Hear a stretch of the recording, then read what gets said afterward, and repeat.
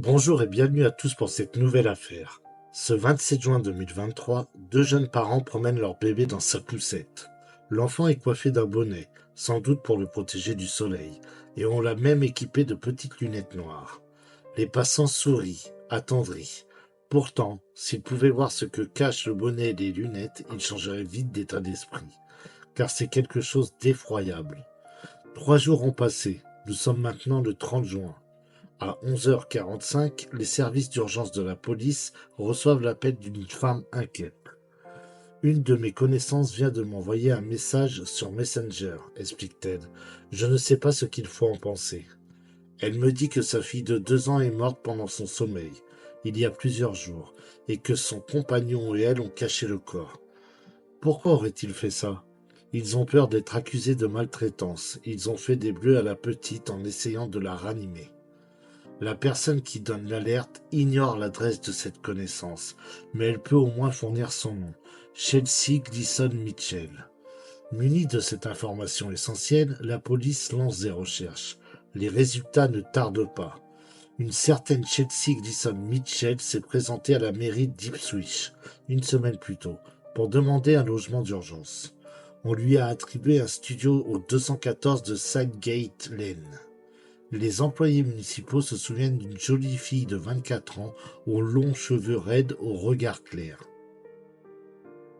Son dossier indique qu'elle a travaillé dans une crèche avant de quitter son emploi à la naissance de sa fille, Isabella, en septembre 2020.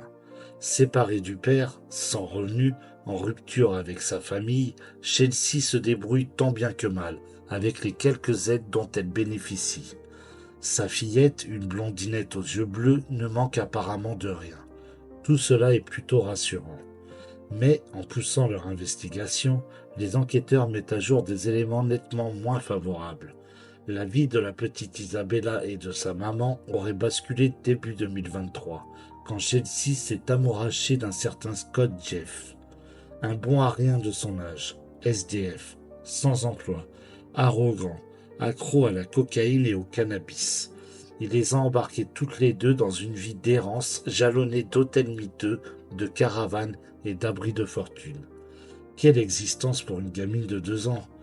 Partout, pour obtenir de l'aide, Chelsea emploie la même technique. Elle explique en pleurant que Scott est le père d'Isabella, qu'elle n'a nulle part où aller, qu'elle a dû fuir sa famille qui l'a persécutée. Cette fois encore, semble-t-il, ses bobards ont payé. La municipalité lui a fourni un studio. Une voiture de police se rend sur place, suivie d'une ambulance. Mais Chelsea ne répond pas quand on sonne à sa porte. Le gardien fait entrer les policiers dans le petit logement, modeste mais propre. À l'intérieur, personne. Pas un bruit. La porte de la salle de bain, curieusement, est fermée à clé. On l'ouvre. Tout semble normal. Une silhouette étrange, cependant, se dessine derrière le rideau de plastique opaque de la douche. On l'écarte. C'est une poussette d'enfant qui trône là, dans le bac, enfouie sous des couvertures. On les retire une à une. Et l'on découvre, sous la dernière, une vision abominable. Une petite fille blonde est recroquevillée sur le siège. Son visage grisâtre, figé, est couvert d'hématomes et de bosses. Sa peau est glacée, son corps raidi par la mort. Le décès remonte en effet à plusieurs jours, mais cette petite fille, Isabella, n'est pas morte pendant son sommeil comme annoncé. Elle a été suppliciée, affamée sans doute, battue à mort. Le signalement du couple en fuite est diffusé partout. On l'arrête 24 heures plus tard à une cinquantaine de kilomètres d'Ipswich. Scott Jeff affirme qu'il n'a jamais fait de mal à l'enfant. J'ai vu qu'elle avait un bleu sur la joue l'autre jour, dit-il avec nonchalance. Je l'ai signalé à sa mère, mais elle m'a dit que ce n'était pas grave, qu'elle s'était blessée en jouant. Un simple bleu? Vraiment? On étale devant Scott Jeff des photos du visage de la fillette, déformé par les coups, méconnaissable. Il les regarde sans broncher. Ce n'est pas moi. Dans la salle d'interrogatoire voisine, Chelsea, la mère, est passée tout de suite aux aveux. En larmes, elle révèle entre deux sanglots que son compagnon était d'une violence hystérique avec sa fille. Il ne supportait pas qu'elle pleure, qu'elle fasse pipi au lit, qu'elle ne termine pas son assiette. Il donnait des gifles, des fessées, des coups de pied, l'obligeait à rester sous le jet glacé de la douche pour la dresser. C'était de pire en pire. Les punitions étaient de plus en plus terribles. Chelsea avoue tout cela, oui, mais elle n'a pas bougé, elle a laissé faire. Qu'a dû penser la petite victime en voyant que sa maman ne la défendait pas? Dans quel abîme de détresse et de solitude a-t-elle vécu ces derniers jours? J'aurais dû demander de l'aide dès qu'il a commencé à la frapper, reconnaît la jeune femme en pleurant. Le compte-rendu d'autopsie est effroyable. Isabella, 2 ans et demi, a des blessures traumatiques sur tout le corps. Tête, cou, torse, bras, jambes, des fractures aux 2 poignets, une rupture du bassin. Pour le légiste, ce sont des lésions qu'on observe généralement dans les accidents de la route à grande vitesse. Pour provoquer une telle dislocation corporelle, il a fallu qu'on saute à pieds joints sur cet enfant.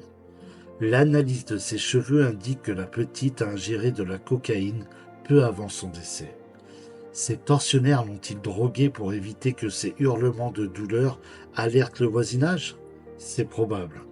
Quand ils se sont rendus compte qu'elle était morte, les bourreaux ont pris peur. Comment dissimuler leur crime? Ils ont alors eu l'idée monstrueuse de promener le cadavre dans sa poussette, afin de donner le change.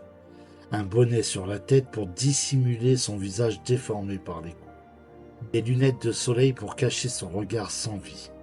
L'horrible comédie s'est répétée 3 jours, jusqu'à ce que la mère avoue la mort de sa fille à une femme qu'elle connaissait, par un message sur Messenger, puis qu'elle prenne la fuite avec son compagnon, en laissant le corps d'Isabella dans le bac à douche.